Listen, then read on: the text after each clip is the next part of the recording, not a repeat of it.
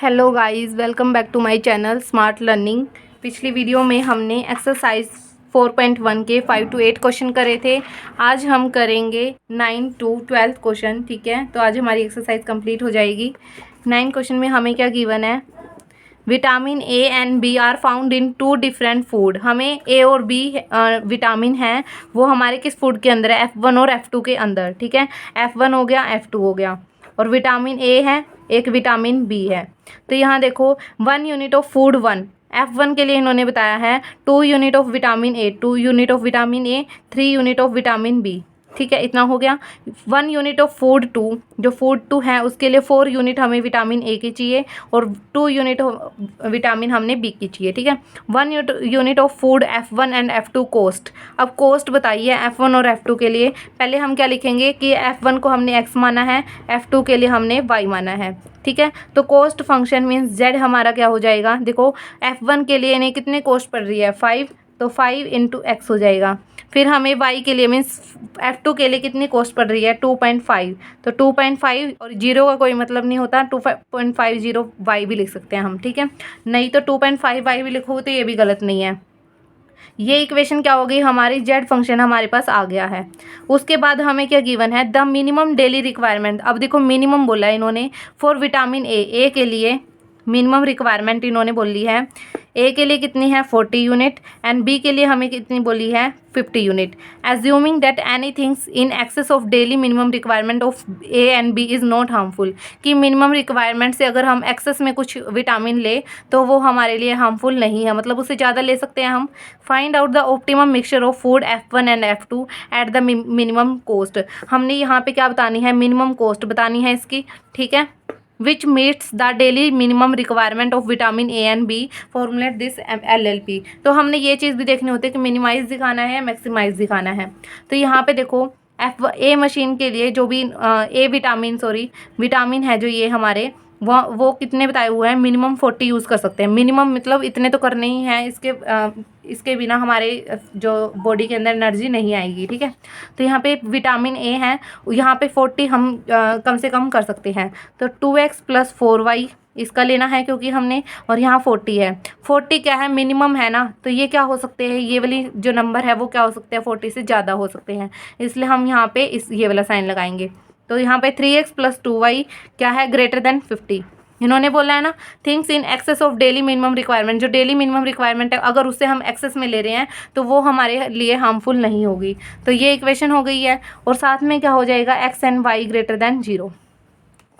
तो ये हमारे 3 इक्वेशन आ गई हैं। 2x + y greater than 40, 3x + 2y greater than 50, x and y greater than 0। ठीक है, 10th क्वेश्चन हमें क्या बोला है? To maintain his health a person must fulfil certain minimum daily requirement. अपनी हेल्थ को मेंटेन करने के लिए जो एक पर्सन है वो क्या करता है? डेली रिक्वायरमेंट है जो डाइट की वो लेता है ऑफ न्यूट्रिएंट्स। ठीक है, यहाँ पे हमें बोला है assuming that there are only 3 kinds of nutrients, calcium, protein and calorie. ठीक है, हमें कैल्शियम, प्रोटीन और कैलोरी गिवन है हमें। फिर यहाँ पे हमें क्या बोला है? The person diet consist of only 2 food item. यहाँ पे हमें फर्स्ट और सेकंड फूड आइटम गिवन है। ठीक है, तो यहाँ पे हमें ये टेबल इन्होंने खुद बना के दी हुई है। What combination of 2 food item will satisfy the daily requirement and entail the least cost. Least cost means minimise cost हमने बतानी है, Z।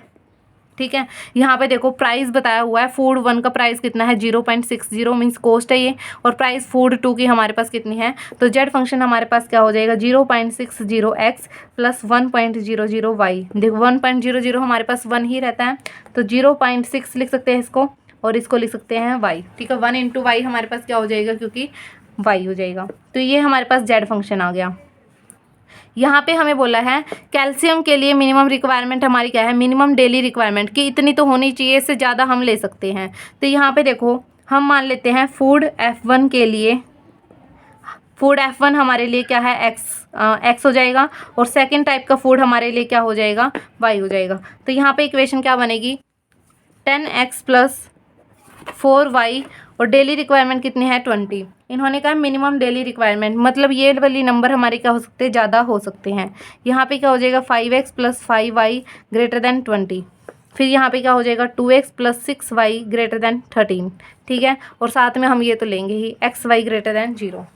यहाँ पे क्या है 10x plus 4y greater than 20 हो जाएगा, 5x plus 5y greater than 20 हो जाएगा, यहाँ पे 2x plus 6y greater than 30 हो जाएगा। तो ये हमारा हो गया 10th क्वेश्चन। 11th क्वेश्चन में हमें क्या बोला हुआ है, Anil wants to invest at most 12,000 in bonds. Anil के पास क्या है, मान लो पैसा है, वो क्या करना चाहता है, इन्वेस्ट करना चाहता है। एट मोस्ट मीन्स ज़्यादा से ज़्यादा, ठीक है। हम कहते हैं ना कि हमारे पास इतना ही है भी, इतना ही हम इसके अंदर इन्वेस्ट कर सकते हैं। तो एट मोस्ट मीन्स ज़्यादा से ज़्यादा हम 12,000 रुपये लगा सकते हैं बॉन्ड ए और बी के अंदर। मान लेते हैं ए बॉन्ड को हमने मान लिया एक्स एंड बी को हमने मान लिया वाई। तो एक्स और वाई के अंदर जो टोटल पैसा लगेगा वो कितना लगेगा, 12,000। इससे ज़्यादा नहीं लगा सकते, तो 12,000 हमारे पास क्या है, मैक्सिमम अमाउंट। तो एक इक्वेशन हमारी फर्स्ट लाइन से ही बन गई है। फिर अकॉर्डिंग टू दिस रूल, इस रूल के अकॉर्डिंग ही has to invest at least 2,000 in bond A. At least means कम से कम 2,000 रुपये वो बॉन्ड ए में तो लगाएगा ही। बॉन्ड ए को हमने क्या माना था, एक्स, और यहाँ पे क्या है 2,000। कम से कम लगाएगा तो मीन्स एक्स क्या हो सकता है हमारा, ज़्यादा भी हो सकता है। एटलीस्ट 4,000 इन बॉन्ड बी, यहाँ पे भी हमारे क्या हो जाएगा 4,000। If the rate of interest in bond A is 8% per annum. अब देखो, अब जब हम बॉन्ड के अंदर पैसे लगा रहे हैं तो हमें इंटरेस्ट भी मिलेगा। इंटरेस्ट क्या होती है, हमारी इनकम होती है, ठीक है, हमारे लिए तो इनकम है। तो वो हमारा क्या बनेगा, जेड फंक्शन बनेगा। उसको कितना परसेंट इंटरेस्ट मिल रहा है, ए बॉन्ड पे तो उसे मिला है 8%। 8% मीन्स 8/100 और इंटू में एक्स हो जाएगा, क्योंकि जितने हमने शेयर या फिर जो भी परचेज किया होगा। Rate of interest on bond B, B के लिए हमारे पास कितना है 10%। तो यहाँ पे देखो पॉइंट लग जाएगा 0.08x हो जाएगा, और 1 0 से 1 0 कैंसिल, यहाँ पे हो जाएगा 0.1y, ठीक है। तो ये हमारा हो गया Z function 0.08x plus 0.1y, और ये हमारी इक्वेशन होगी। और नेगेटिव कंस्ट्रक्ट हमारे कितने हो जाएंगे, नॉन नेगेटिव, तो ये हो जाएंगे, ठीक है। नॉन नेगेटिव क्यों बोला, क्योंकि एक्स और वाई हमारे कभी भी जीरो होंगे नहीं, क्योंकि ये तो नहीं हम नेगेटिव में पैसा लगा रहे हैं। लास्ट क्वेश्चन क्या है इसका, there is a factory located at each of the 2 places P and Q. P और जो क्यू है हमारी 2 फैक्ट्री है, ठीक है। From these location a certain commodity is delivered. इस एक सर्टेन लोकेशन से कुछ कॉमोडिटी क्या की जाती है, डिलीवर की जाती है of to each of the 3 deposit situated at. कहाँ कहाँ भेजी जाती है वो, ए पे, बी पे एंड सी पे, ठीक है। The weekly requirement of depots are respectively 5। जो ये वीकली जो है ना ए बी सी, उनकी कितनी है, इसके ये हमारे 5 यूनिट लेती है, ये 5 यूनिट लेती है, ये 4 यूनिट लेती है, ठीक है। Production capacity of P Q, factory P और क्यू की प्रोडक्शन कैपेसिटी कितनी है, इसकी 8 है, इसकी 6 है। The cost of transportation cost, इस तरह का एग्जाम्पल हम कर चुके हैं, बिल्कुल सेम एग्जाम्पल है, ठीक है। यहाँ पे हमें क्या बताया है, जो पी है वो ए तक सामान भेजने में, जो भी कमोडिटी सेंड करनी है, वो कितने कॉस्ट पे भेज रहा है, 16 पर यूनिट, ठीक है।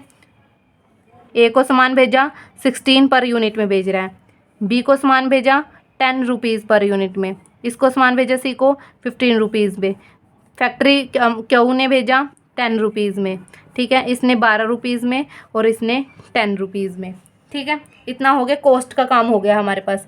अब हमने खुद अंदाज़ा लगाना है। देखो हम मान के चलते हैं कि पी ने ए को कितना जो कमोडिटी है सेल करी है, एक्स कमोडिटी सेल कर दी, ठीक है। 8 है ना, 8 में से एक्स उसने ए को दे दी, 8 में से वाई उसने बी को दे दी, तो हमारे पास सी को कितने देगा वो, 8 में से हम एक्स को माइनस कर देंगे और वाई को। मान लो हमारे पास 8 कमोडिटी है, मैंने एक तो ए को भेज दी, 2 हमारे पास बी को भेज दी, कितनी होगी टोटल 3। तो 5 जो कमोडिटी है वो सी को भेजेगा ना, ठीक है। अब देखो यहाँ पे इसकी टोटल कैपेसिटी कितनी थी हमारे पास 5 में से उसने कितनी ले ली, एक्स पी से ले ली, तो क्यू से कितने लेगा वो 5 माइनस एक्स, ठीक है। यहाँ पे इसकी टोटल कैपेसिटी कितनी थी 5 में से वाई उसने पी से ले लिया, बी से क्यू से कितना लेगा 5 माइनस वाई। अब सी के लिए हम क्या करेंगे, देखो टोटल इसकी कैपेसिटी कितनी थी 4, उसने कितना सामान परचेज कर लिया पी से 8 माइनस एक्स माइनस वाई। अब जब इसको माइनस करेंगे 4 में से, तो 8 माइनस का हो जाएगा और ये दोनों प्लस के हो जाएंगे, ठीक है। तो x प्लस वाई, ये 8 माइनस 4 हमारे पास क्या हो जाएगा, माइनस के 4, क्योंकि 8 क्या है बड़ा है, तो यहाँ पे आ जाएगा माइनस के 4। तो इसने हमारे पास कितना सामान परचेज करा है, x प्लस वाई माइनस 4। अब इतना हो गया। अब हमारे जो डायग्राम है वो तैयार है। अब हमने क्या करनी है, इसकी इक्वेशन बनानी है। तो सबसे पहले हम जेड फंक्शन को तैयार कर लेते हैं। जेड फंक्शन में हमारे पास क्या है, देखो जेड क्या होता है, टोटल कॉस्ट कितनी आ रही है, टोटल कॉस्ट मीन 16 रुपीज़, तो यहाँ से लगे हैं 16x हो जाएगा, ₹10 y पे लग रहे हैं, मतलब ये 10y हो जाएगा। यहाँ पे 15 इंटू क्या करेंगे 8 माइनस एक्स माइनस वाई, यहाँ पे क्या करेंगे 10 इंटू 5 माइनस एक्स, यहाँ पे हो जाएगा 12 इंटू 5 माइनस वाई, यहाँ पे हो जाएगा 10 into X plus Y minus 4। तो यहाँ देखो 16x प्लस 10y, 15 8 जा कितना होता है 120, 15 इंटू एक्स करेंगे 15x, 15 इंटू वाई करेंगे 15y, 10 इंटू 5 करेंगे 50, 10 इंटू एक्स करेंगे 10x, प्लस माइनस का ध्यान रखना, 12 5 जा कितना होता है 60, 12 इंटू वाई करेंगे 12y plus 10x plus 10y, और 10 इंटू 4 करेंगे तो माइनस के 40। ठीक है, अब x वाली टर्म को देख लेते हैं। 16 माइनस के 15 माइनस के 10 एंड प्लस के 10, माइनस से प्लस के 10 तो हमारे कैंसिल हो गए। 16 में से 15 गए, हमारे पास कितना बचेगा x। ठीक है, अब देखो 10y है, माइनस के 15y है, एक माइनस के 12y है, एक हमारे प्लस प्लस के 10y है। तो 10y प्लस के और यहाँ पे 10y प्लस के कितना हो गए 20y। ठीक है, यहाँ से 15 है और यहाँ से 12 है, कितने आ जाएंगे माइनस के 27y। तो इसमें से कैंसिल करेंगे तो हमारे पास क्या आ जाएगा माइनस के 7y। 27 माइनस 20 करेंगे तो 7 हो गया, क्योंकि 27 है जो हमारा बड़ा है, तो यहाँ पे आ जाएगा माइनस के 27। अब देखो 120 और 50 कितना हो जाएगा 170, 170 और 60 करेंगे तो हमारे पास कितना हो जाएगा 230। ठीक है, 230 में से हमने कितना माइनस करना है 40, तो वो कितना बचेगा हमारे पास 190। तो ये हमारा कौन सा फंक्शन बन गया, cost function means Z function, objective function. अब हमारे पास इक्वेशन कौन सी आती है 6x वाली। x क्या नहीं होना चाहिए, 0 से छोटा नहीं होना चाहिए, तो x ग्रेटर देन 0। यहाँ पे क्या हो जाएगा y ग्रेटर देन 0 हो जाएगा। 8 माइनस एक्स माइनस वाई भी ग्रेटर देन 0, क्योंकि हम माइनस में तो जो कोई भी कमोडिटी सेल नहीं करेंगे। 5 minus greater than 0, 5 minus Y greater than 0, and यहाँ पे हो जाएगा x plus Y minus 4 greater than 0। अब इसको कैसे करना है, देखो x ग्रेटर देन 0 तो ठीक ही है, y ग्रेटर देन 0 भी ठीक है हमारे पास। ठीक है, उसके बाद देखो 8 minus X minus Y greater than 0 है। हम क्या करेंगे 8 को यहीं रख लेते हैं, ये दोनों माइनस के है ना, उधर जाके क्या हो जाएंगे प्लस के, तो यहाँ पे हो जाएगा x प्लस वाई। और इसको जब हम आगे लेके आएंगे तो जैसे x प्लस वाई की तरफ यहाँ पे क्या है मुँह बंद है इसका, तो ये ऐसे आ जाएगा।